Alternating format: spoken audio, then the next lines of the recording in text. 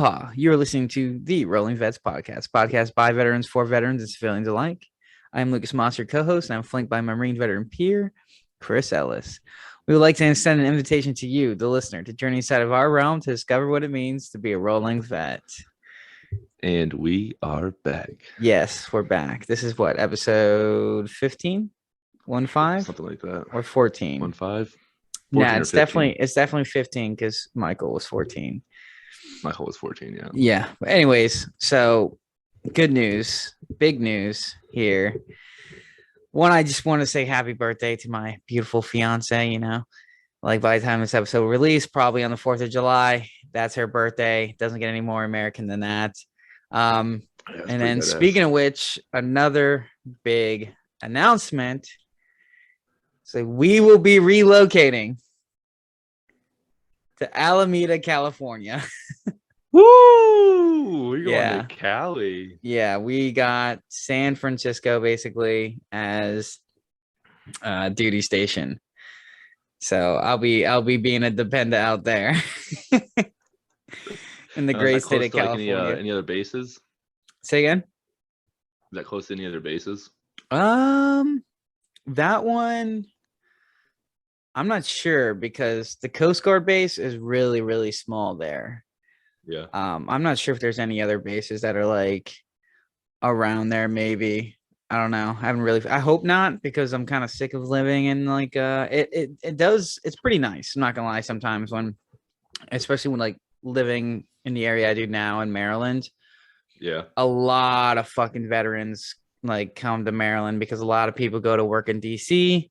And they live in Maryland, so they get paid DC like wages, but they live in the state of Maryland, so that they're making fucking money hand over fist.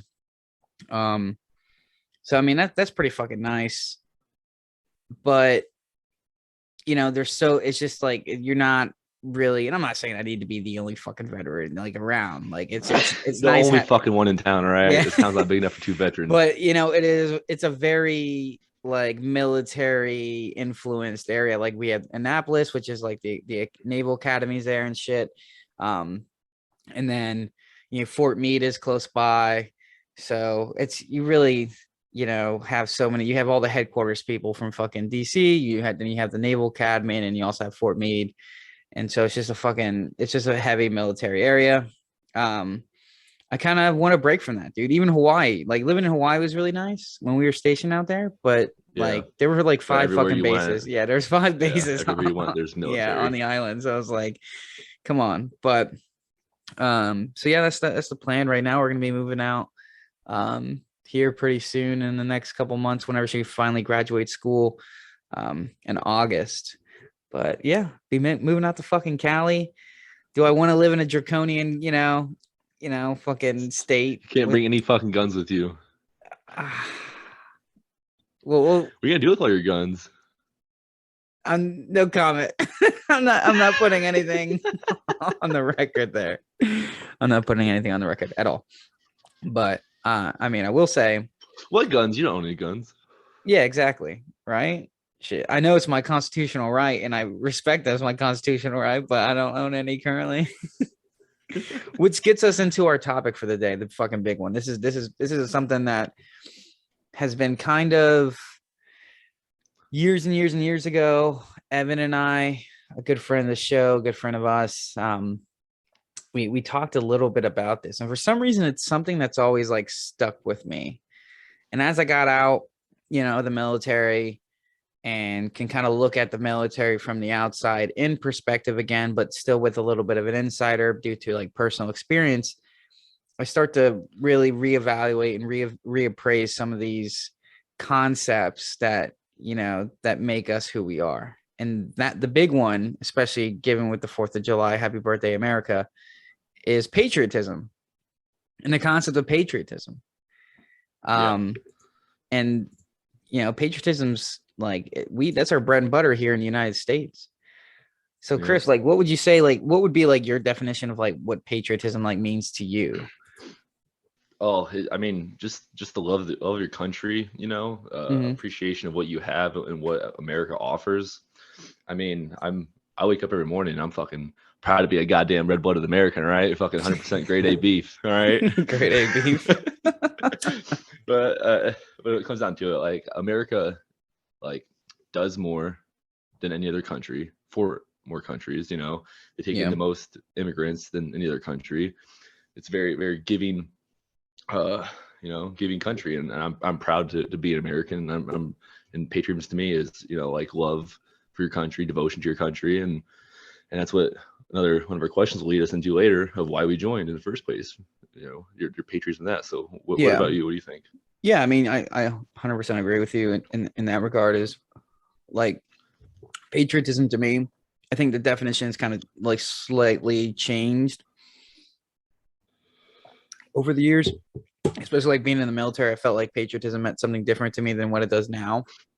Um, I think, having that kind of soldier, airman, marine, like military mentality of like do anything you can, like for mission accomplishment, for the sake of mission accomplishment. I kind of felt the same way about patriotism in a sense of like I should be doing everything I fucking can for my country. Yeah.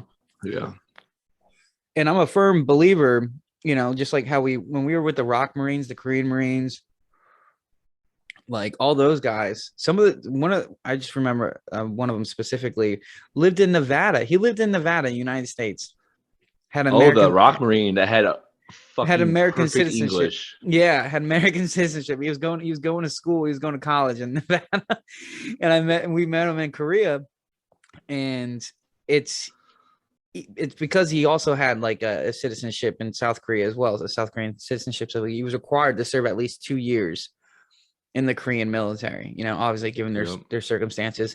Other militaries do it as well, like the Israeli Defense Force, the IDF. They do that where you have to you're serving mandatory 2 years to your country. And I was like, man, that's a fucking genius idea. Like Mhm. one, and this is a whole another topic, kind of like opening Pandora's box here, but like on one hand, like everyone gets to experience it. That's fucking amazing. It could definitely change your outlook and and everything like on life. It can give you drive and give you motivation. It can give you like the skills and tools that you'll need in order to succeed, which is that's why I harp on the military so much, not because I served there, because it enabled me to get all those things. Yeah. And I feel like they can also be kind of like a dangerous, like kind of just a double-edged sword when it comes to that kind of mentality. And now like when I'm out, I feel like patriotism is more so appreciation of your and love of your country, but understanding at the same time that it's not perfect. Yeah, and that's the other thing too right there. It's not perfect. No nation is perfect, all right? Yeah. But you cannot look at our country and its past and what it has done. I mean, why is South Korea even a country right now? Is because American soldiers went there, American Marines went there and fought for their freedom, and Yep. and oh shit, drop my fucking mic. Dropping Sorry. the mic on that statement. Were you there? And Were you there for fucking Gunner Law's statement? Like regarding I just don't that? know. I don't Probably know. not though. Say it.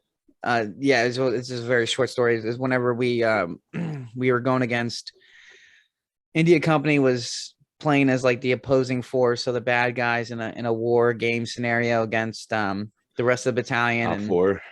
yeah, the rest of the battalion and some recon units. And it just so happened that we had to infiltrate the range overnight. So we, set up Jesus Christ, defensive positions around like the range area, and like then the whole fucking battalion was gonna come and like do an aerial assault, and then they were gonna get schwacked by us as usual.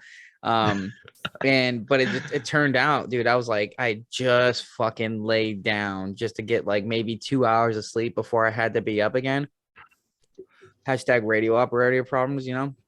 So I fucking just laid down, and all I can hear on the radio is all stations. It's fucking, Captain Pena. It's fucking she's like, oh, all stations, you need to leave the range immediately. You need to leave the range immediately. And I'm like, Jesus fuck, like the air, like the attack was supposed to be, I think around like 5 or 6 a.m. So this is like 2 or 3 a.m.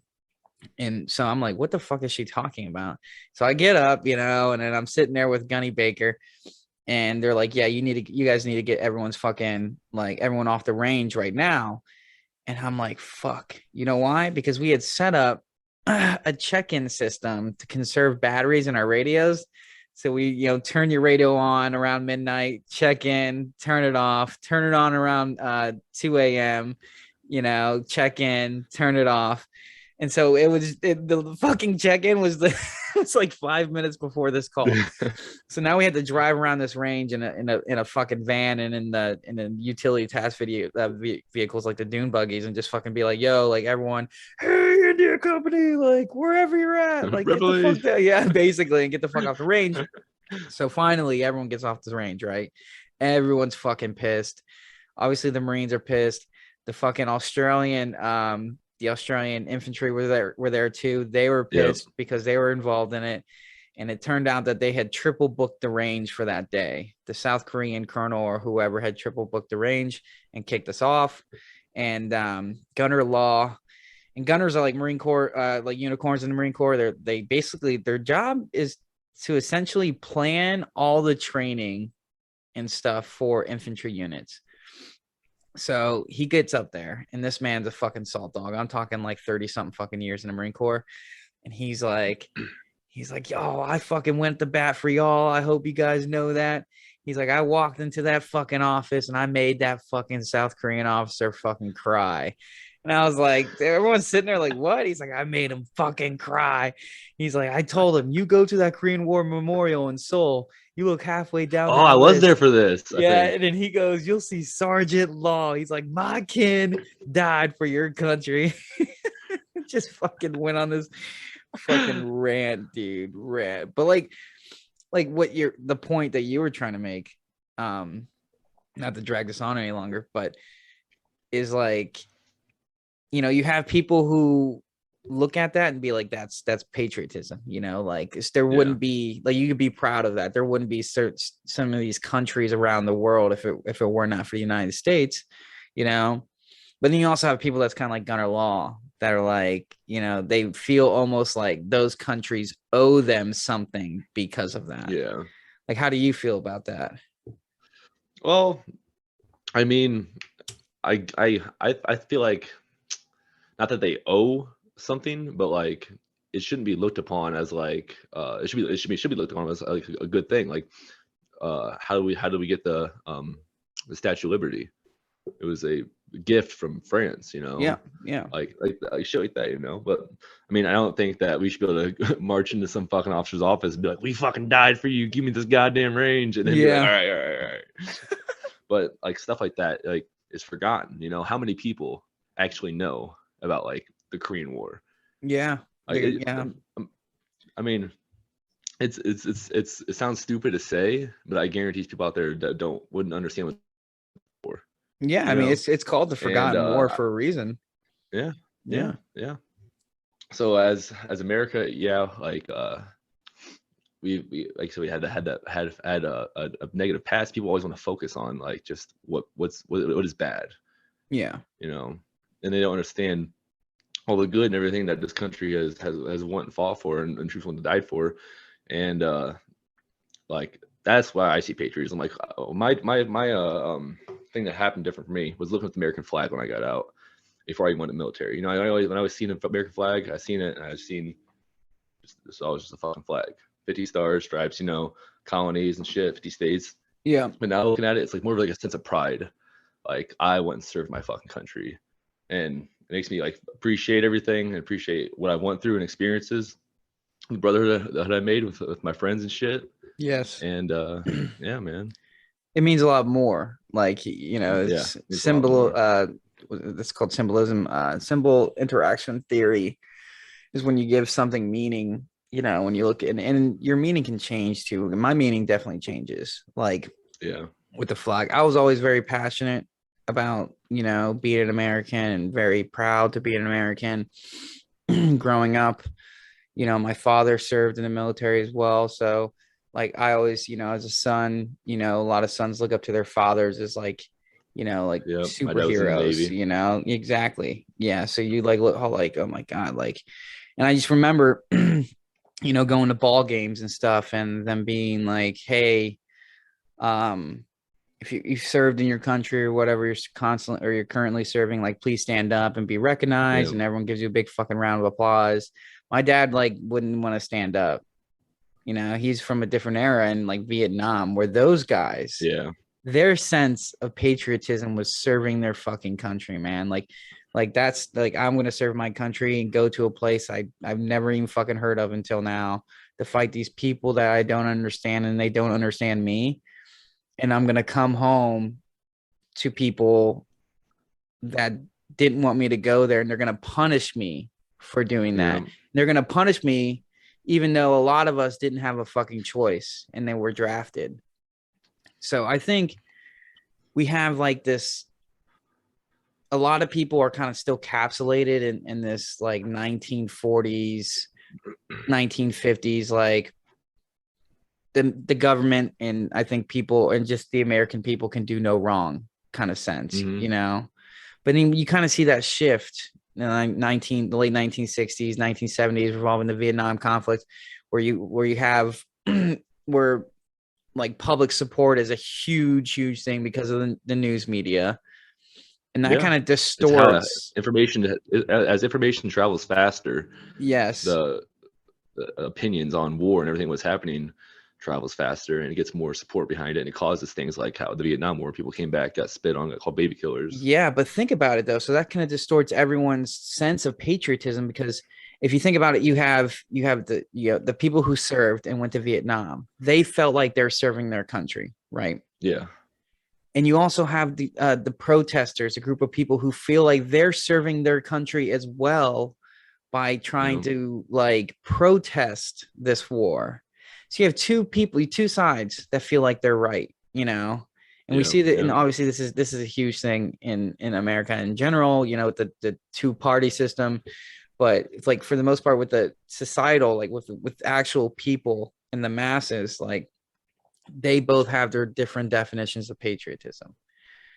They feel like America's better than getting involved in, they, as in the protesters, felt like America Yeah. was better than them getting involved into the Vietnam conflict.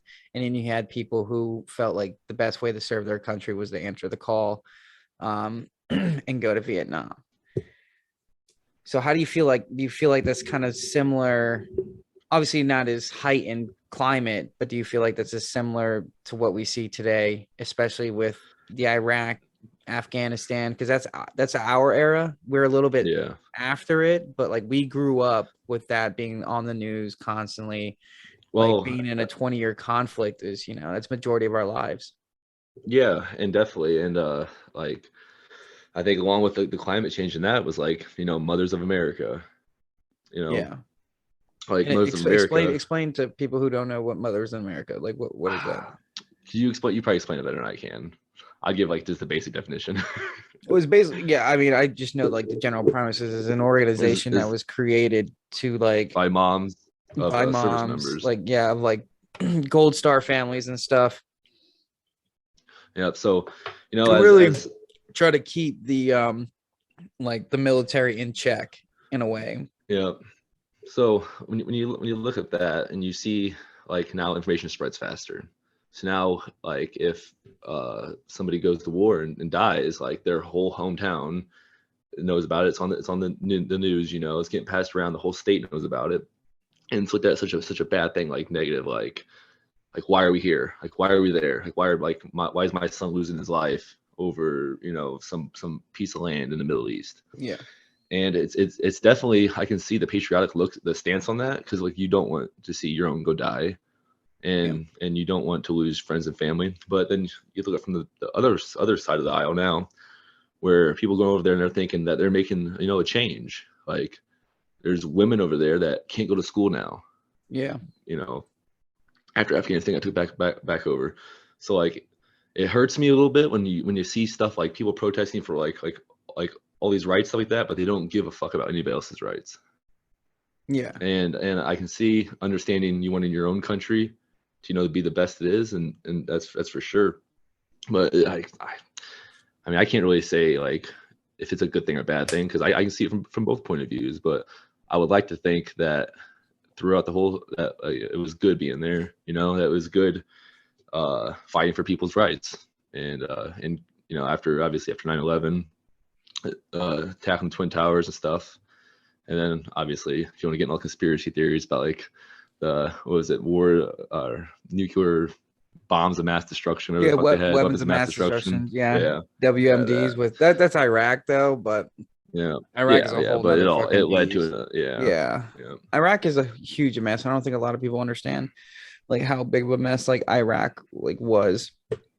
And with Mm. Afghanistan, Afghanistan was kind of a mess, but more so like more so like the pullout was just like what the fuck like Horrendous. when you yeah it was just totally just Arming like the Taliban before we left. yeah 100% like just unaware of everything. It's probably one of the biggest stains on our military history like ever, one of them, and like that being said, with Iraq, the reason it was so messy was because when we actually fought the Iraqis, over, done, 3 4 days, like we never fought the Iraqis ever again. You know why? Because all the fucking insurgents, majority of them weren't even Iraqi.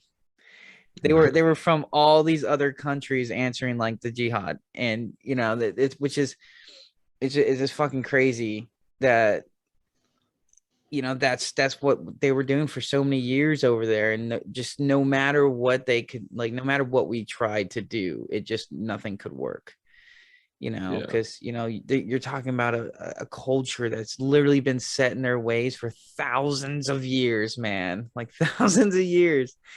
They ain't fucking changing for nobody, dude, like. But like that's your point towards Afghanistan, like about fighting for the rights over there, dude. Like I don't think people understand how evil the Taliban is, man. How fucking evil they are. yeah. They are It's like it's evil, it's evil, disgusting, evil, dude. evil. And I'm not you and I don't use the word evil lightly here. Like they are evil fucking people. And we started seeing some progress with the women being able to go to school, to learn things, to wear, more revealing clothing, for lack of better terms. Like just, they don't have to be fucking covered from head to toe, like experiencing these freedoms, and then there was also a huge growing student movement too. Because you put more people in school, more people are getting educated, more people are going to question the powers that be. So like you start seeing all these good things, and then just goes to fucking shit, dude. Just Yeah, absolutely and just no long-term plan. Whatever long-term plan they had, they botched a long time ago, and have been trying to clean up the mess ever since, and just fucking left, just bounced, left it all to just to fucking crumble, dude. It's fucking and sad the to worst see. part was like It's like Vietnam, seeing dude. it all in Vietnam real was the same time. way. Yeah, but one thing that we could see with like now moving on from, with this Afghanistan pullout and with like Ukraine now is we're like seeing the most documented like wars ever. Like we've seen the pullout, we've seen videos. It was not hard to find of like people who were like American informants, American like translators that we gave a list of the names to the Taliban, and they wanted to they slaughtered these fucking people.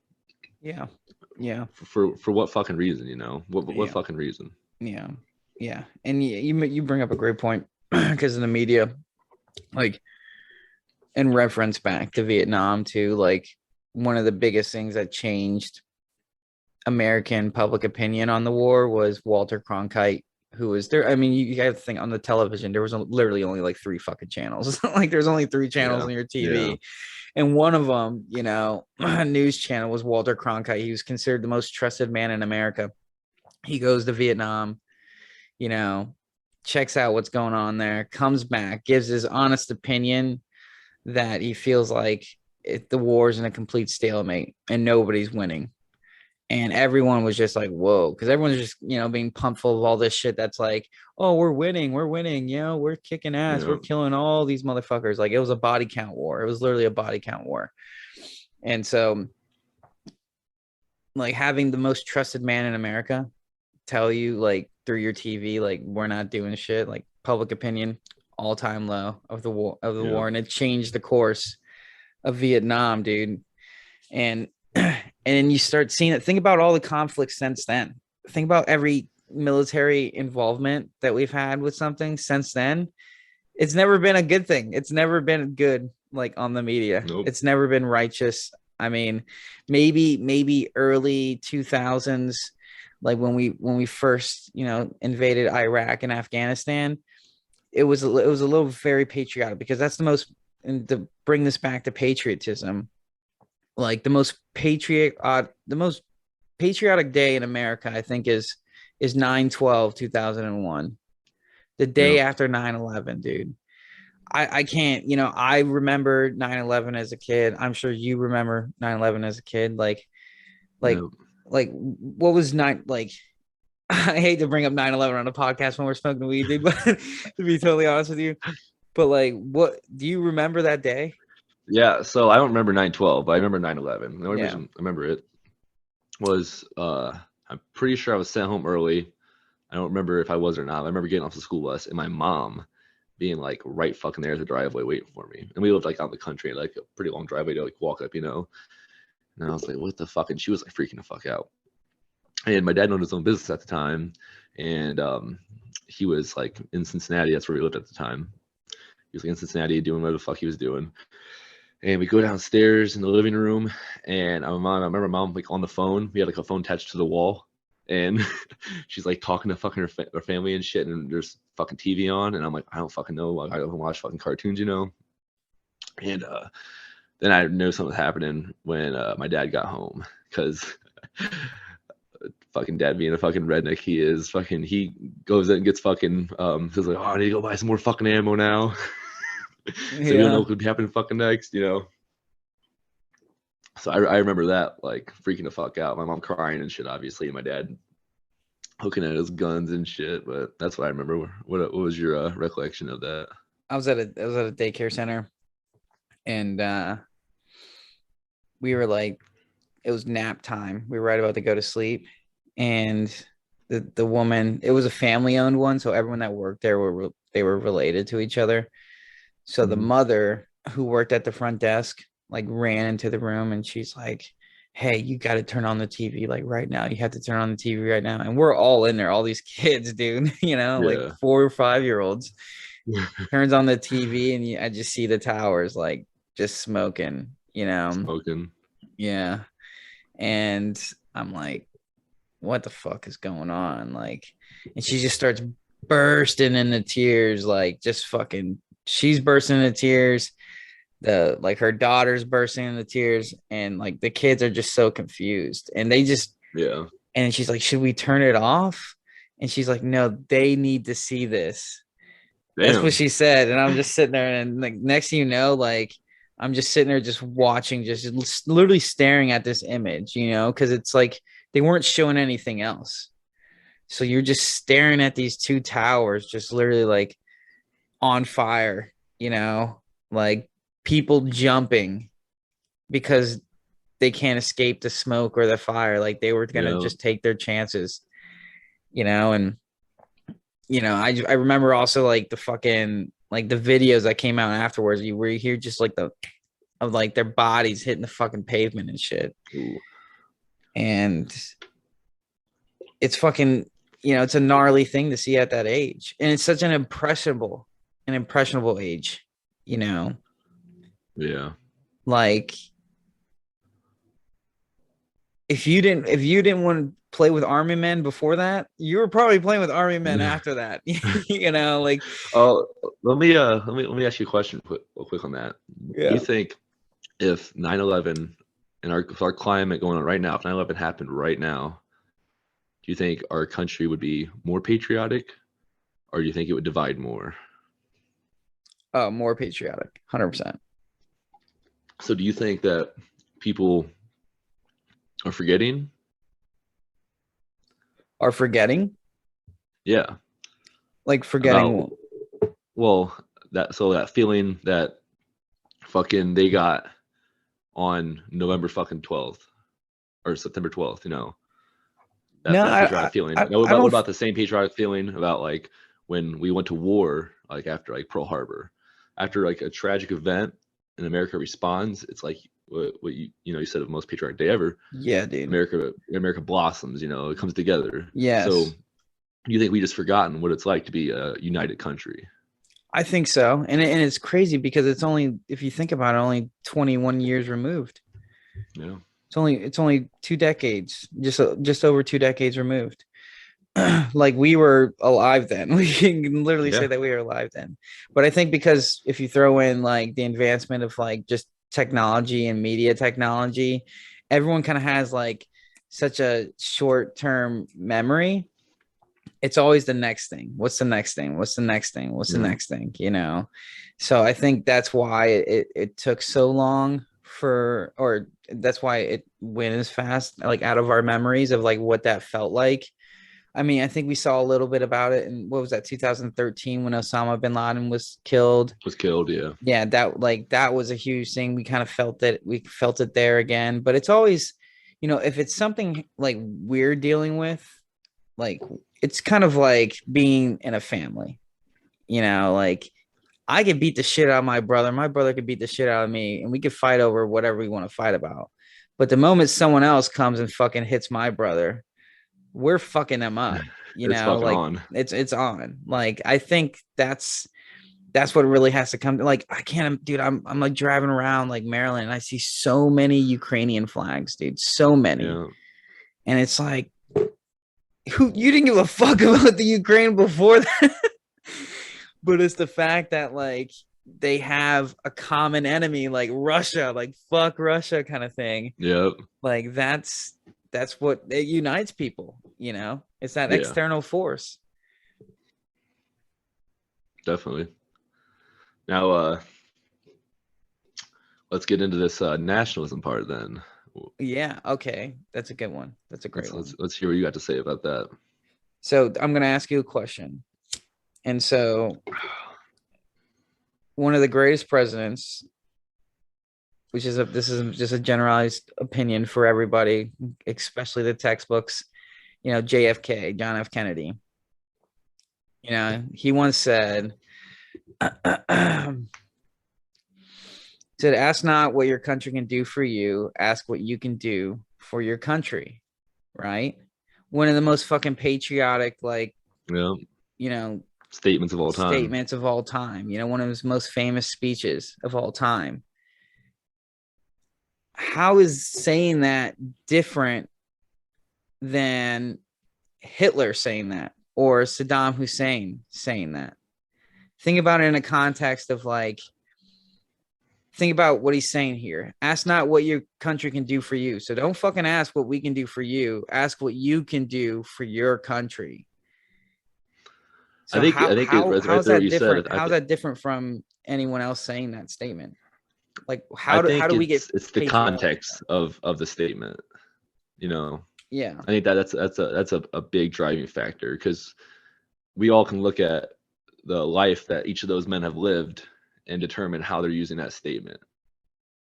John F. Kennedy wasn't But that's a hindsight though. Think about it. yeah, You're thinking yeah, about it in hindsight. Think about it if you are in fucking, it's 19 Hitler came to power, what, 1931 or 1933, around there. So it's like late 1930s, yeah, fucking Germany, right? And you go to a Hitler speech, off a Nazi party Hitler speech, and he says it. He says these words. How are you feeling? Well, I mean, it all goes down to context. So if you are a German citizen in the early 1930s, and this man's coming in, and he was an amazing public speaker, like one of the best public speakers to ever live. even though he's a huge piece of shit. But obviously, I'd probably be excited all for it. But when the motherfucker starts killing people, that's when Yes. you as a person have to change your context of what he said. Yes. So you just nailed the you just fucking you nailed it on the head right there. You know why? Because you asked me the difference between nationalism and patriotism, and that's what we're exploring here is, and this is from a website I pulled off of a helpful professor. I just really like the way they worded it. And it said that the key difference between nationalism and patriotism is that nationalism is the belief in an exclusionary and insular nation state, while patriotism is the non-exclusionary love of your own nation. So when it comes down to, like you said, like you would get pumped up until you found out that he was killing off the Jews. Like that is when it becomes nationalism, Yep. because now they want to be exclusive. Now they are excluding somebody out of the picture of their like country, the big picture, Yep. the grand scheme of their country. So do you feel like, with racial tensions in our country, especially with media amplifying all of this as well, like fanning the flames, do you feel like sometimes now those who are patriotic are borderline, they're teetering on the line of nationalism as well? Because that's it, that's a big argument of like, if from the left, not to get too Yeah. political, but they believe that the right So wing people are now yeah. teetering onto nationalism.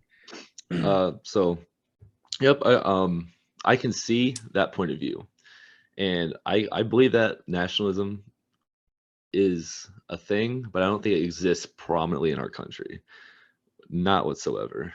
I think that if we're going to talk about politics in the far left and talking about the far right, they're talking about from the right stance, what are we bringing up here? Like guns, like changing the Constitution, shit like that. Because I feel like now guns are a point. Like the American flag, just a couple of years ago, was looked at as a negative thing from the left. Because if you had an American flag on your fucking car, like you're a fucking racist, bigot, fucking shit like that, nationalist. Yeah. So it's all under context. It's a group of people, which is not the whole country. I feel like the media amplifies everything. It makes it look like it's a nationwide thing, but it's not. It's not. If you go out in everyday America, go to the grocery store, and you talk to somebody of a different color, regardless of where they're from, they're gonna fucking talk to you, and you're gonna fucking be two fucking normal fucking American citizens talking to each other, having a conversation, not fucking arguing about anything. In some I places, feel like, yeah. In some places, yeah, yeah. yeah. I feel like most places. I feel like it's definitely most places. I would like to think I most places, yeah. Yeah, I would too. Yeah, and I haven't even seen like all the stuff going on in the media. Obviously, there's been riots and there's been all blah blah, but there's 380 million people in this country. Not all 380 million people hate each other. There's just extremes on both sides, and that's all that's getting attention right now. Because what it's about the next thing, like you said, the next thing. And you know what? There's gonna keep being the next thing, as long as there's reaction to it, as long as it draws in attention. And I think that's what's going on right now in this country. Okay, then how do you feel about like the perspective of people that when they look at someone who could be in their definition patriotic, but they are seen as nationalist by someone else? Like how do you as someone who is patriotic, kind of, I don't know, keep yourself in check, around certain people? Do you feel like you have to censor yourself, or do you just not care? Um, I feel like you have to kind of not care because at the end of the day, like if somebody believes I am bad just because I love my country and I have an American flag outside my house, Yeah. then I mean I can talk to them. I can try to change their opinion. I can get to know them. But if they're gonna have that dead set opinion, like a lot of people do on each of the side of the aisle, you're not gonna Yeah. change their fucking mind. You're Yeah. not. I've had conversations with people. I mean, well, you can go hop on Facebook every single fucking day and see people fucking just arguing on. No one's gonna change nobody's fucking opinion. So Yeah. like at the end of the day, you just need to fucking make sure you're on path. You're on fucking track, and I mean, that's what it comes down to. It. It's just like go back to context, your context of the situation. Somebody might see you're racist because you have American flag or you support guns, think you're fucking whatever, and Yeah. then you could look at somebody and be like, you know which bathroom to fucking use. You think you identify as a plant, like Yeah. you're fucking. I don't care about your fucking opinion, so Yeah. nobody's opinion's getting changed. Okay. Okay. Unless Yeah. you're obviously you do have like you can have conversations with people, but Yeah. I'm talking about the extremes, not the normal person. Yeah. Yeah. And speaking of extremes, so like besides like the Nazi, fucking example, which is really low hanging fruit. A lot of people like to reference that. And you said that you would be pumped up until they started killing people. Mhm. So it was a long time before they got to that point of them killing people. It was Yeah, it was years yeah. and years and years of brainwashing before they started pulling the trigger on like getting these people out of the communities and started exterminating them and whatnot. So like, and a lot of people were pretty on point with a lot of that stuff. They agreed with that ideology and they went along with it, and that's why it progressively just got worse and worse and worse. And you had like Crystal Knock and all that stuff. Um, so it was just like this long period of at a just picking at this community. So you, as someone, you're in the Republican Party. Let's just say they become the most powerful party in the United States, right? At what point do you feel like if that switch would flip where it turns from patriotism to nationalism for you, like what are your other deal breakers? Like what? You have to hit me with something. Like I said, like, so for example, I if they mean, were just like, hey, killing people. Like, no, hey, not killing people, I said that's the extreme. They did a lot of things prior to that, like restricting yeah, certain people from buying, properties or whatever and stuff like that, or restricting immigration. Like where would the switch? Where would be your deal breakers from when you would question your government? It'd be like, okay, maybe this is getting more nationalistic than patriotic. I mean, yeah. If like it was a blatant like singleization of like a group of people, Yeah, like you can't buy anything with like you can't put like hardcore restrictions on their life, like actual laws and like trying to implement laws that would change like the way society's right now. yeah, Right now, it's obviously everybody has the same fucking rights, but yeah, if they're trying to put laws into effect where it like oh, I didn't allow fucking you, I don't know, or I don't know what the fuck. Puerto Like Ricans, they ain't let yeah, Puerto Rican. Or say like all right, so say it's just going down with Russia right now. So say yeah. America was like, no Russians can buy property in America. You can come here on a visa, but you cannot like buy land Dude, we've done it because before though with the Japanese oh in World War oh I II.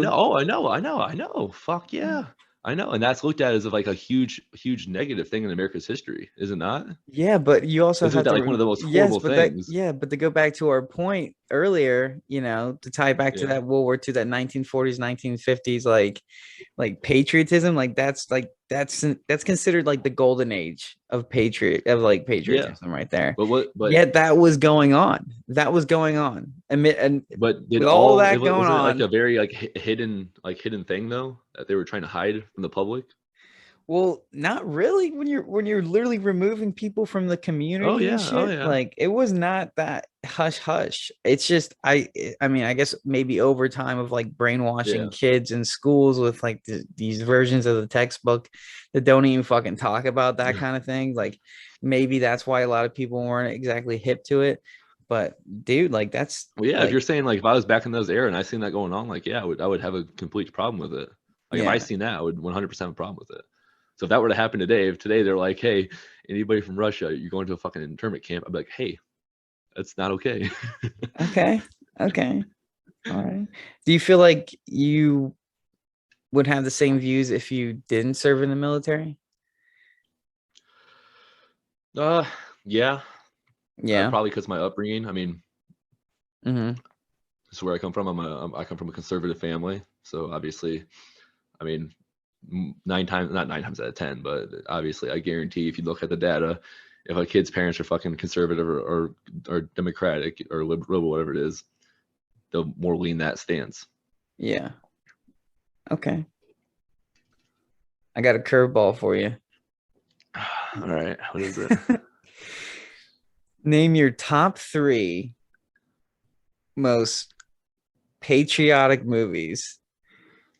Like the ones that give you the biggest moto boners. God, top 3 patriotic movies.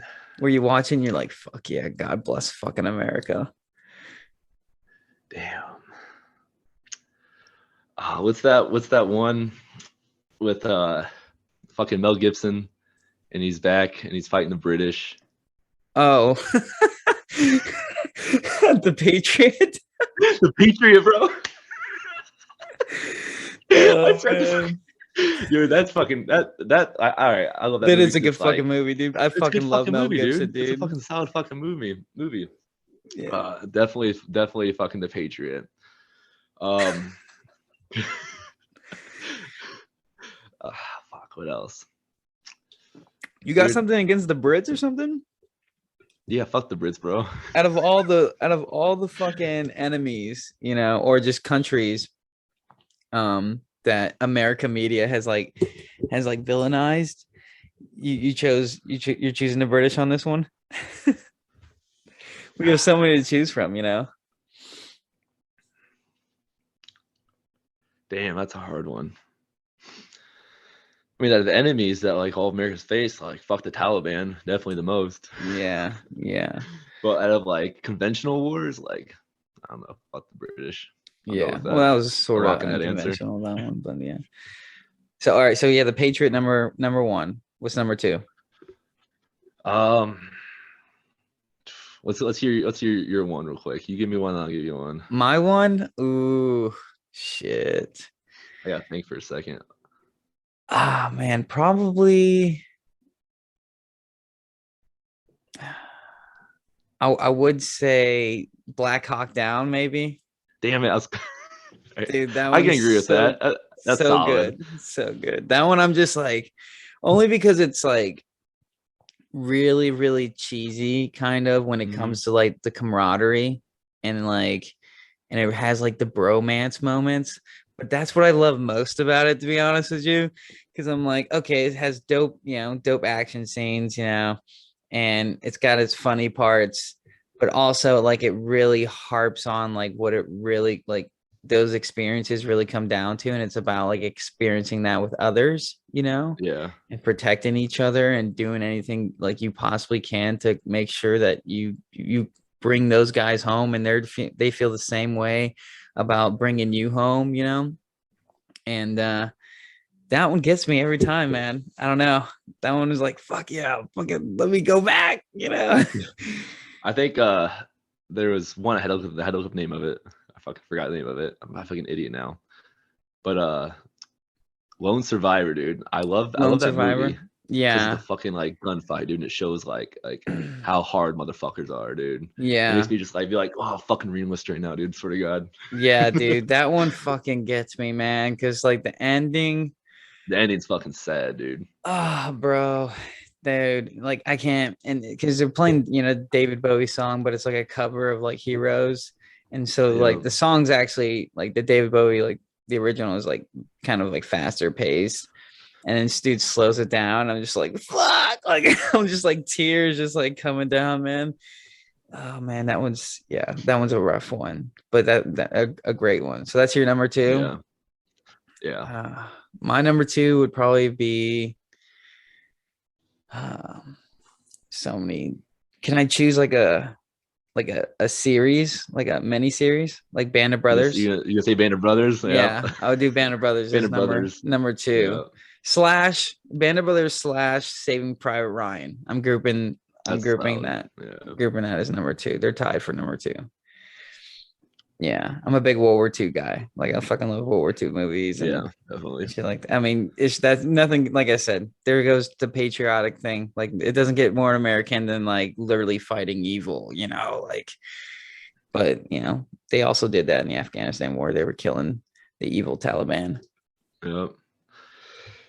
And my third one is gonna be an old Marine Corps favorite. You know which Full one it metal, is? full metal Fucking jacket. Full Metal fucking Jacket, bro. I watched that the other night, dude. I mean, I made Emmy watch it, and the whole time she's like, "Did you actually do this stuff?"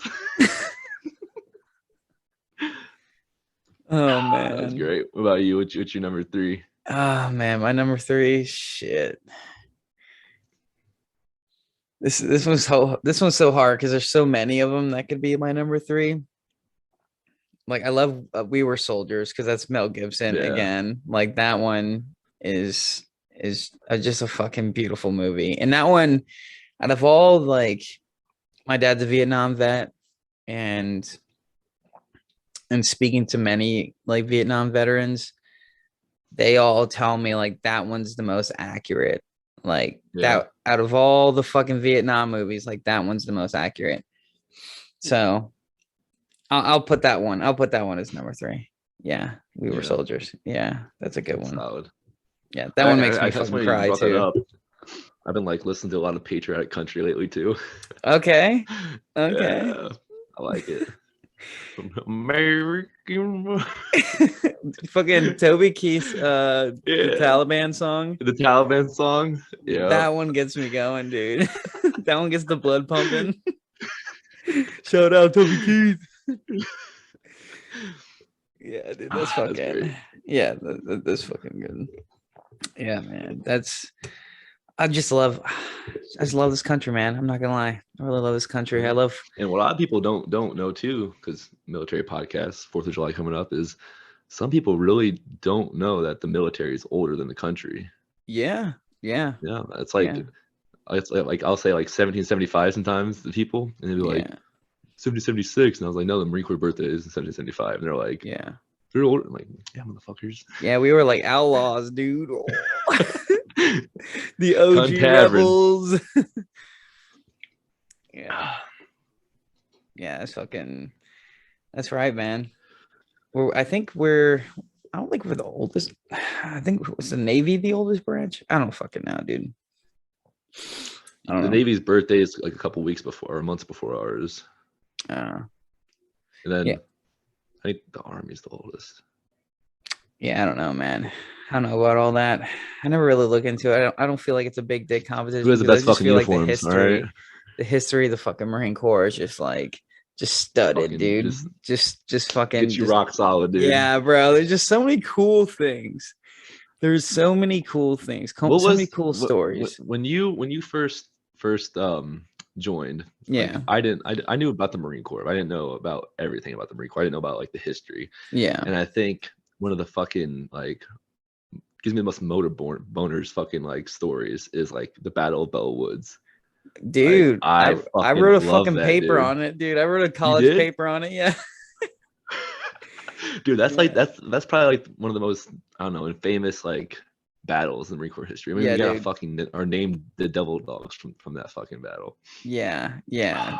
That was like I wrote it was like an 8-page paper or something on Bella Wood. It was actually my argument in the paper was how the United States Marine Corps saved Europe in World War One, and it's because because of the Battle of Bella Wood. Like we Yeah. repelled like the 1918 like spring offensive and fucking stopped it in its tracks and then fucked them up, dude. And like it was just an awesome story, and the images, and like it's not Iconic. 100% like proven that they called us the devil dogs. A lot of Yeah, it's people, fucking yeah, a lot of people theorize that it was the American media that that came up with that and spread that, and it just stuck. So yeah, man, you have some remarkable acts like people winning, I hate fucking saying that, dude. Winning Medal of Honors. yeah, I don't say that. Like yeah, I can't, I have such a yeah. bad habit of saying that. I don't know why, Rewarding. and I can't, and luckily I'm so self-aware of it. But now like being awarded medals of honor for their valor and Bella Wood. Like it's fucking crazy, dude. And then you have like some of the best quotes, man. Like, Yeah. come on, sons of bitches, do you You want to live live forever. forever? Like, dude, like Yep. I'm That's fucking fucking God, dude. point Tell me when to point of charge a fucking direction. hill, Like, where dude. am I going? Like, I'm fucking going there and I'm killing something. Like, God, dude. Like, it's phenomenal. It's phenomenal, dude. Like, take pride. Like, I'm very patriotic because a lot of like the Marine Corps. I feel like the Marine Corps, out of Yeah. all the branches, they're the most patriotic. And Oh yeah. Oh I'll fucking for sure. debate anybody. I will fucking debate Yeah. anybody on that. Like I feel I like had they memories pop up from are. 6 years ago today on 4th of July. I was getting smacked on the beach, breaking beers over my fucking face, dude. I Yeah, have videos dude. of me like fucking launching beers like fucking 60 feet in the air, fucking Pillmore catching them and fucking cracking them over his fucking face and drinking them, dude. Don't fucking tell me nobody goes hard as us on fucking 4th of July. Or 2 days we always fucking party. Fucking November fucking 10th fucking 4th of July. Yeah. Yeah, You better 100%. redneck and eyes. Yeah, I have a video of me wearing like my Chuck blouse, like nothing underneath, my boxers, fucking sandals, sunglasses, and my 8 point, and like fucking running around the fucking barracks with two handles, fucking singing "Born in the USA." Oh man. That was the day I met Yep. Carolyn. She was born on the 4th of July. That's American as fuck, all right. Mm-hmm. Yeah. If you have a son, you gotta name him Lincoln. Oh man. I literally and I have to bring it up every episode. I was listening to a podcast about how Abraham Lincoln was a fan of Shakespeare. Yeah. Yeah. That dude's he's such an interesting man, Abraham Lincoln. Such a very interesting man. Like the way his story makes me proud to be an American. Yeah. Like I think that's why people idolize him so much. Well, go in depth on it. What's that? Go in depth on it a little bit. Yeah, so like he was born in Illinois. Like I can't remember what his father did as a trade, but didn't really make a whole lot of money. His father was totally appalled by slavery, like was very anti-slavery. Um, um, so that's where Abraham Lincoln kind of developed that sense of like slavery is bad. And so he was able just to acquire books like as gifts, or he would just take them or save up money to buy these books and would just read these books over and over and over and over and over again. And that's how he was teaching himself, because he couldn't go to school because he had to help out. And he teaches himself so well, he eventually becomes a lawyer. He wasn't a great lawyer, but he was but he was a lawyer all the same. Got into politics, starts making a name for himself, and eventually becomes the president of the United States, and is kind of regarded as one of the best presidents that we've ever had. And Yeah. a lot of people, some people debate it. Some people are, don't think, some people think he was secretly racist, or, all these other things. People have all these different opinions, but for the most part, he is regarded as one of the greatest presidents in our history. And like that just whole story, it just screams like, okay, like that's the American dream. Like anyone can fucking do it. Like this kid in a small log cabin, and fucking, he was able to teach himself how to read, like fucking just teach himself all these great things, rise up through the classes and marry rich and fucking and become the president of the United States. Like that's American. It's an underdog story. Underdog stories are fucking very popular. They're very American because because of your favorite movie, the fucking Patriot, dude. Like that's we were underdogs. Like we Yeah. originated from the OG underdogs, like the Continental Army, like George Washington, like they were all fucking the underdogs against the mighty Yeah. British. And they And were all, people understand how young they were too. They were our age. yeah, yeah, yeah. That's If crazy. actually if you were our age, like we were like higher ranks, Oh yeah. yeah, if we had money.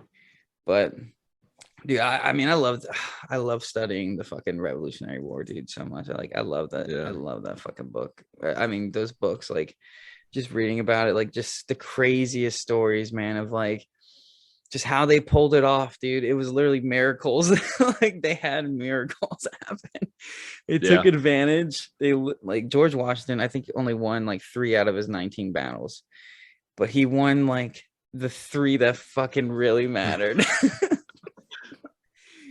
Like I it's just love that crazy. fucking picture of him crossing the fucking Delaware. Yeah. That thing, that's fucking with like James iconic right Madison, there. with James Madison in the back of the boat. That's fucking sick. Yeah. I mean, obviously he was probably fucking hungered down. Like he was like, this bitch is cold. Now, speaking of that right there, getting back into now, you think they would look at our country now and be ashamed? You think who could who's looking at our country and Like George feeling Washington, if they were to come back today and see how the government's ran right now, the government, yes. you think that he'd think that it would be horrible what they're doing now? I think, dude, it's so funny you should bring that up because like when we brought up this topic of like this is what we want to talk about the next time we meet, I was like just thinking of ideas and stuff, and I was thinking about, and when I was driving, and I was thinking about, man, if I had a fucking time machine, if I can bring back like George Washington or one of the other founding fathers like Alexander Hamilton, like whoever, like bring Yeah. them and be like, hey, like what do you think about this? And I was it's I think on one hand, so they were all very like heavy into studying the Greeks and the Yeah. Romans, and so I think they would be very impressed that democracy has actually lasted this long. I think that would be a huge thing for them. I think they'd be like, okay, like shit, like this This is shit the work. longest, yeah, the longest lasting democracy in the history of the world. Like that's pretty impressive. But so it'd be uncharted territory for them. So I think that kind of like alters their like how they could feel about it. Um, but I feel like maybe they could give really great insight on the original documents and how they were meant to be interpreted, if they were meant Yeah. to be interpreted in a certain way, or if they were meant to just be interpreted by the times, you know, and just how is society now how are you viewing these documents? Um, and this was something I was talking with Carolyn about the other day because she couldn't understand like the whole Roe v. Wade thing, like how like justices and like how they get appointed and all that stuff like that, and what their job actually is. And I told her, I was like, yeah, their job is literally to interpret the Constitution and the Bill of Rights. Like they Yeah. read the document, they study the document, and their job is just to interpret those documents and apply them to a case.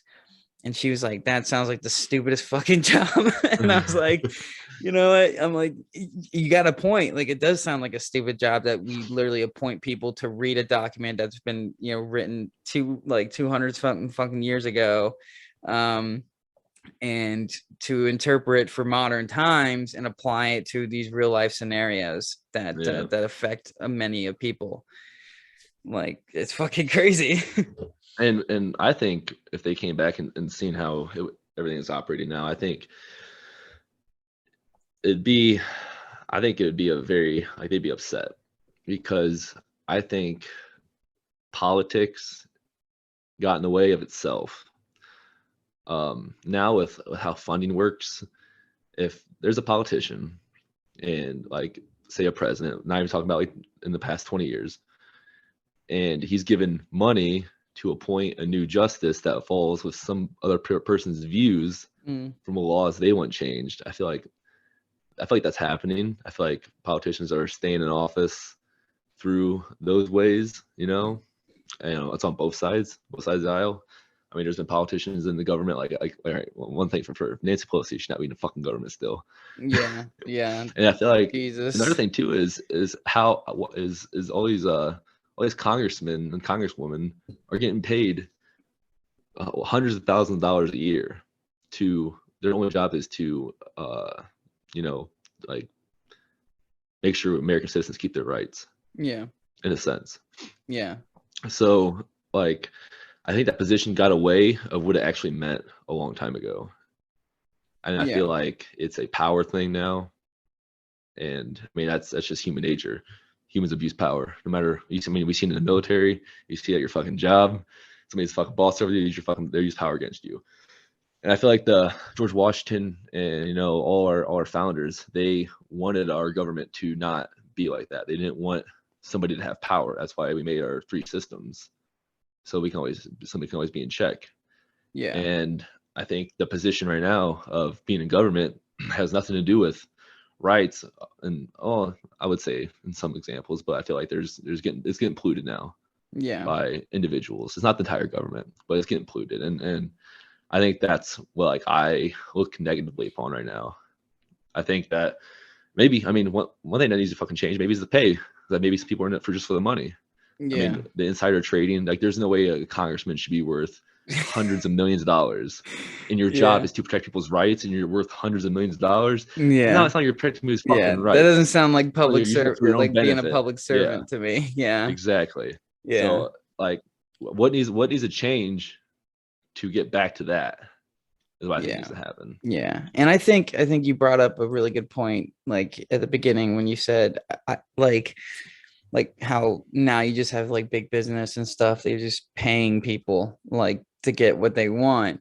And I don't think the founding fathers could even like conceptualize like Yeah. how fucking big an economy could fucking grow. Like billion, No like way. There's no trillions, way. like trillions and trillions of dollars. If I didn't comprehend what Like that meant. exactly. And like how like all with all that money meant, like where all that money could go, Yeah. and like what people were willing to do to make more of that money.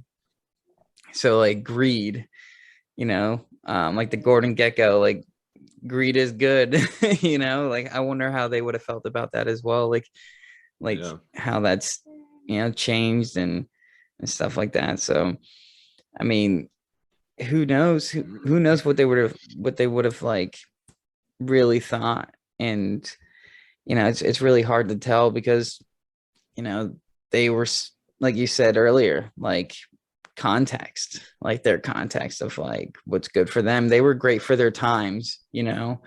Like people are, they're just, it's like it's a bit of like both of like being a really great person and great opportunity, and you put both of them together, and it's just like legend, like timeless. Like Winston Churchill, perfect man for the job at the perfect time. Yep. You know, like FDR, same thing. Abraham Lincoln, same thing. You can go on and on. With other people. Gandhi, same thing. No, Nelson Yep. Mandela, same thing. Like it's just perfect timing, perfect people for the job. Um, and it's really hard to find because you can't. There's not always that timing. There's not always those candidates. But I think this Yep. dual party system too, like also like who's like I brought up very earlier, like they both believe that they're right. Yeah. And at the end of the day, like that hurts patriotism, in my opinion, because it's you get like the more extreme sides of it, and they're getting the most attention. I mean, I think the easiest way to solve like the hate and division in this country be one, put fucking term limits on everything. Yeah, There's no way 100%. somebody should be in, I think nobody should be in the government for more than like 8 years. Yeah, Nobody. because then you're obviously like you're getting ties and stuff like that. Yeah. And the fucking media needs to be held accountable. The media causes outrage.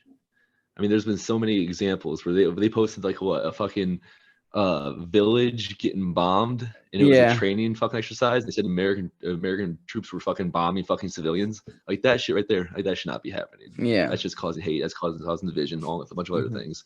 I think that's just the two biggest factors right now that are making this country go in a negative direction. Yeah. In my opinion. Yeah. Yeah, the media, dude. Well, I'm glad like fucking CNN got bought out.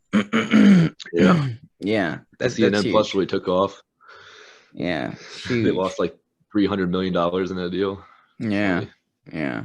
But I mean, that'll be a big thing because I don't think the founding fathers would have really like they definitely would have never estimated like how big media would have been. Or it's crazy. It's the spread of information. Yeah. And they're not that far removed, only a couple hundred years. You know what I'm saying? No. A couple hundred years, that's it. And some change. We would have been walking around wearing those fucking tight ass pants and fucking What do you think? What do you think life's gonna be like 10 years from now? 10 years from now? Like life in general, or like how it reflects life in America? Life in America? Shit, dude. 10 years? Fuck. And it's crazy how like that's such a like a tall order to ask of someone because of like because we were kind of born in the perfect time in which we got the witness from like I remember house phones and fucking fucking cassettes. I love internet shit. Yeah, like all that shit. Like I remember there weren't even cell phones. I mean, there were cell phones, but they were like fucking like there was no iPhone or any of that stuff. And I remember all that shit, and then all of a sudden, just constantly, it was just like something after another, after another, and it was just I think one thing that was like crazy seeing growing up was like how game consoles changed. Yeah, I remember being on a fucking Game Boy that was black and white, and then the next thing I know, I'm like fucking a teenager, and I can play a fucking virtual reality shit and fucking Rock Band, all that stupid shit. That was fun as fuck. Like gaming changed dramatically in our lifetime. Yeah, 100%. Yeah, that and that's and it creates like this thing where it's like now you need to up it every time. Like and so that happened in such a short period of time, and it's happening even faster. Like the turnarounds on these things are getting shorter and shorter.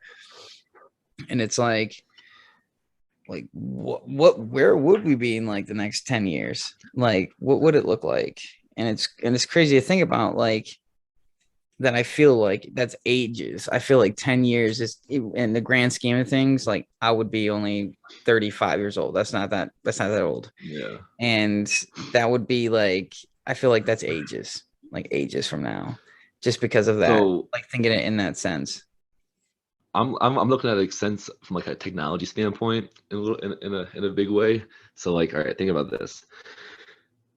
10 years ago, however long ago, like MySpace was out, where you would like post on a fucking wall and shit. And now all of this shit's,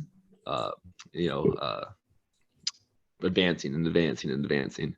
Now, did you hear about this metaverse shit's happening? And there is like games you can play now where you can like wear a fucking VR headset and you can be like, I can be with you right now. We could be playing golf. Like you can see my body and we could like be playing golf and shit. Like it's like a caricature. Whatever, dude, it's wild, man. Like, so think about in 10 years. You're thinking 10 years, we can have food delivered to our house, right to our fucking door. We can work from home.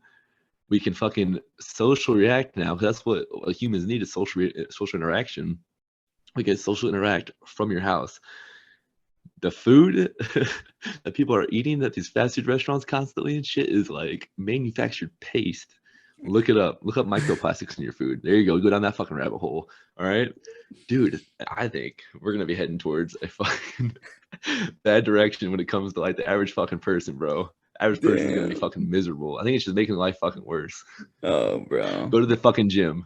That's not exciting at all, man. I'm not excited for that at Well, think all. about it, bro. You hear about the metaverse shit that's happening? Yeah, Like dude. Yeah. Facebook's trying. Yeah, dude, it's Yeah, I'm crazy. hip on it, man. You're It's hip on dude. it. You're gonna be on the metaverse.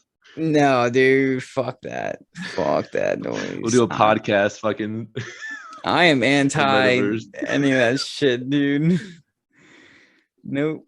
But there's some people who do that can't wait for it. You know. Yeah, as long as as long as the feds and Facebook are still giving each other reach arounds, I'm not fucking touching that, dude. I'm not touching that at all. I can't do that. No. Nah. All I think that society's stuff gonna is look. scary, dude. It's Yeah, scary, I think man. society's It's gonna look fucking pretty scary. different in 10 years. Yeah. Yeah. Like how do you feel about like bringing a kid into this? Like have you thought about Dude, that? I am so thankful that I have such a smart woman Yeah. that is so good. Because, dude, all right, like you see these kids now, man. They're with a tablet in their fucking face, Yeah. like everywhere they go. You Mm. think about like that's like when we were that young, like we didn't even have games yet, hardly. Yeah. Like you were going outside, you were playing blocks, cards, whatever. These kids now are watching just videos on a tablet, and watch one of these videos and see how fast the picture changes to a new scene. I counted, it was every 3 seconds on average it changed. And it does that to get kids' attention. So they always keep looking at Yeah. it. And it's always bright fucking colors, dude. This is not gonna be good for the younger No. generation. It's gonna make them fucking stupid, dude. Yeah. So like every Yeah. night, I'm lucky. She's an amazing cook. So she cooks for us every night. We relatively healthy. So we're gonna grow him up obviously in a family environment, eating at the dinner table and stuff. That's what I want to do. I want to be old fashioned in that way. He's not gonna have a fucking tablet. Tell you that right now. Uh, like I'm gonna like make him do sports because I feel like as a child, your child is fucking 6 years old and says I don't want to play sports. I feel like you should fucking make them play sports. Yeah. They're a child. They don't want to fucking do anything hard. Yeah. But what they're gonna learn from those experiences and what they're gonna learn from hard work and achieving, is gonna be so much more beneficial than saying, all right, go home and fucking sit on a fucking Xbox and fucking look at fucking screens changing over and Yeah. over again. Because you get them in that addictive mindset now, it's not gonna fucking change. Yeah. And it's learned behavior. So like I would definitely want to like try to be not on my phone as much when he's around. I don't want to watch like TV as much. I'm gonna like always like try to interact with him and play with him and stuff. And when he grows up, I want to be involved in his life and sports and stuff like that. And I don't want him to I don't know, man. I want him to be not driven. Yeah. I feel like Yeah. that's easy in society now. Yeah. Yeah. I know what you mean. I know what you mean. Yeah, man. I mean, I definitely recommend like only because I do this for a living right now is they have like this course like as soon as they turn 3 years old, you can put them in like a course where they do every single sport in like a couple like a weeks, like 8 weeks or whatever. And then Yeah. you can see like which one like your kid likes and how good they are Yeah. at it, and then Oh, for sure. and get them started on that shit, dude. But yeah, man. I mean, just to have that old fashioned now is that kind of like parenting method is considered old fashioned. Yeah, and it's sad that it's looked at that way because like if you look at like straight like statistic wise, a child that like eats with his parents at night, has a two-parent household, that fucking spends time, does homework with his parents, is like more statistically like proven to like achieve more in life and be more successful. Mm, And but it's not like fucking rocket science. Kids need that. Kids need to have that guidance in their fucking life. They're fucking kids. They don't know anything. They're fucking stupid. yeah, yeah, Like we were stupid when we were kids. If we didn't have guidance from our parents, we could be fucking off of the life. Our life's fucked up right now. yeah. Shit, I might just get Do you another do you want do you dog. want to have a do you want to have a kid right now? What if you had a kid right now? What would you how would you raise them? To be honest with you, something very similar. Like I would not do the Yeah. the tablet thing. Hell no, not the tablet. No, no, no, Nope. no. They are getting books, lots and lots of books. I got lots and lots of books. It did me good. It's doing me great still. Like lots and lots of books. Sports. I would be huge with sports or just something Yeah. theater. Like an instrument, like a hobby, something to really Yeah. dedicate, something to work at, and you can see your progress. You can see your own Yeah. progress. I think that's huge for kids to see their own growth within something. That's very powerful. So, because it's one thing to hear it from people being like, "Oh, look, you got so much better," and you'd be like, "I don't think I did." But for you personally to be like, "Oh, wow, I have gotten better. Like this is Yeah. great." Like that's huge. So just doing something where that's the effect, I guess, like whether it's an instrument, um, musicals, theater, which, art, whatever, expand, be broaden their Yeah. horizons. Like I want to expose them to a lot of things. And keep them just grounded, expose them to a lot of things and keep them grounded would be like my number one thing. To be open-minded, but still to be firm, to know a little about a lot of things, um, Jack of all trades, master of none, yeah, yeah. And, master of a few. yeah, exactly. Um, and yeah, and always for me to be like a big positive influence on them, for Hmm. them to look at me and be like, oh, I want to be, you know, like them. And then when they tell me that, I could be like, no, I want you to be better. So, yeah, that's how I feel about that. That's all Yeah. I You gotta want say kids? about that. Was that? You want kids? Uh, nah. Yes and no. Yeah. Like, yeah, yeah, I do because like when I was growing up, for me, um, all I wanted to be, like a lot of people want to be firemen or fucking policeman or Yeah. whatever, and I wanted to be a dad. I really looked up to my dad, and and so that's what I always wanted to be. But then I feel like it's bad timing for me because now I'm like looking around. I'm like, ooh, do I want Yeah. my kids experiencing this? But then I also wonder too, like for other generations, did they feel the same way about that? Like, were they Yeah. being like, ooh, like, is this a good time? Because a lot of people say it's never a good time. There's Yeah. just no such Yeah. thing as a good time. Like, it's just, you just do it, you know? So I don't know. I think like I've always wanted to, but I kind of like maybe I'm getting more selfish as I grow up too, where just like, Yeah. I want to still do things. I want to still, have that freedom. Like, Oh, I don't think that's selfish. I've already told myself that I'm gonna get fucking snipped after two, because I want to be able yeah, to have life after kids. I don't think that's yeah, fucking selfish. I don't think that's yeah, selfish at all. yeah, yeah, yeah, man. So I mean, Yeah. that's Carolyn and I are kind of we're on the same wavelength with a lot of stuff so far. Like, it'll be a decision whether we're like, are we gonna do it or not? We come to a decision, Yeah. yes or no, and then You that's got it. time. Yeah, exactly. Exactly. I'm saying Lincoln would be a pretty cool name. Would you say But Lincoln would be a pretty cool name. I'm just throwing it out there. Lincoln? There's no way. There's no fucking way Carolyn would be like, oh yeah, Lincoln. Yeah, yeah, let's do that. Just fucking wait, No. bro. She's in the Coast Guard now. She's patriotic as fuck. No, you would think she's already so she went in as older, she's turning Yeah. 26. So she can kind of see through a lot of the bullshit.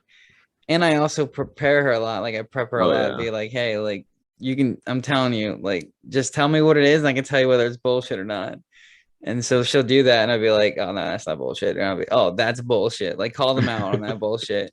And then she'll do it and she'll realize, oh yeah, like you were right. And I was like, yeah, because a lot of people, I can always sense like people in the military that say things when I know they're trying to get out of doing their job.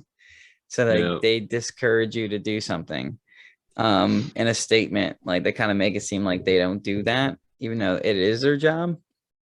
Um, and so like they say all that shit and Carolyn will send it to me and I'm like, no, that's not true. I was like, that's their fucking job. Like, I promise you. I was like, go back to them and call them the fuck out. Um, But yeah, I've experienced that in the fucking gym. I'm wearing my fucking like Marine Corps like shirt one time, like sweatshirt, you know. hell yeah, bro. Hell yeah, brother. And I had this one kid come up to me and talk to me. He's joining the Marine Corps, and I was like, oh, you fucking idiot. All right, what do you want? Fucking boo. And he just talked to me and shit, asked me for like weight loss tips and shit. So he had to lose some weight before he went in. And fuck man, where are we going with this? Oh, he'll give me my perspective about like shit going on because recruiter telling him shit. That's where we're at. Yeah. This meeting. Yeah. And he'll like tell me something this recruiter said to him, and I'm like, nah, bro, that's fucking bullshit. Like, don't fucking take that. Like, he's just saying that to you because he wants you to fucking go in. Yeah. So I hooked this kid up, dude. I told him like, dude, tell him you're not gonna join unless you get like $5,000. Like, they're gonna give you a sign-on bonus. Like, just threaten it, bro. Like, their recruiter numbers are fucking dog shit right now. Like, if you do it, they'll fucking give it to you. Oh man. That's the same shit I fucking did. Yeah. Like, dude, it fucking works. Like, they want you to go, bro. They don't give a fuck like what you look like. They want you in the fucking Marine Corps. They're trying to hit numbers right now. He's like, yeah. Oh, all right. So that's so funny. Call that bullshit, bro. Get $5,000. Get that money. Go get yours. Oh man. Yeah, that's absolutely gnarly, dude. Yeah, Coast Guard fucking their bonuses are out the wazoo too, man. Wazoo, $5,000 ain't shit, bro. I've heard they probably get way more than that. Yeah, $5,000 ain't shit. Actually, my brother-in-law, he got like he's been on submarines for like fucking 20-something years, dude. Like the dude is like, if someone is a master chief of the fucking submarines, it's that motherfucker. Dude, I'm pretty sure his last fucking his last signing bonus to re-enlist to stay on the subs was like $120K or something fucking crazy, dude. Like, dude, fucking one of our boys. I'm not gonna disclose the name. I'll tell you after the podcast. I just don't know if he wants me to announce it. But he changed MLSs and got a fucking like $80,000 sign-on bonus, bro. Brother. Yeah, dude. Damn. That's crazy. Yeah, that is fucking wild. God damn, get your bread. Get your bread up, dude. You fucking earn it. You deserve it. You fucking deserve it, man. Shit, dude. Any fucking yeah. Any final thoughts? Any final thoughts on patriotism? Or anything else we talked about? Yeah. I feel like being a patriot is still good, like a good title. I don't think there's anything bad about that. And I'm proud to be a fucking patriot. I'm proud of serve my country, and that was the reason why I served, was because I felt patriotic towards the country and felt I had a duty to serve my country, and I felt like I would have regretted it if I didn't go.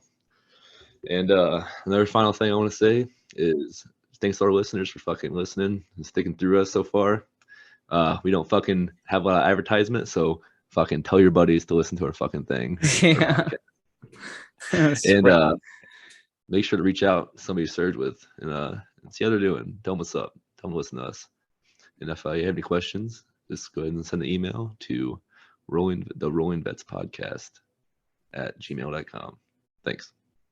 Yeah. Fucking get it. Just to piggyback off what I was just saying. Yeah, definitely spread the word, birds, just send out all the freaks, all the nets, all stations, listen to the Rolling Vets Podcast.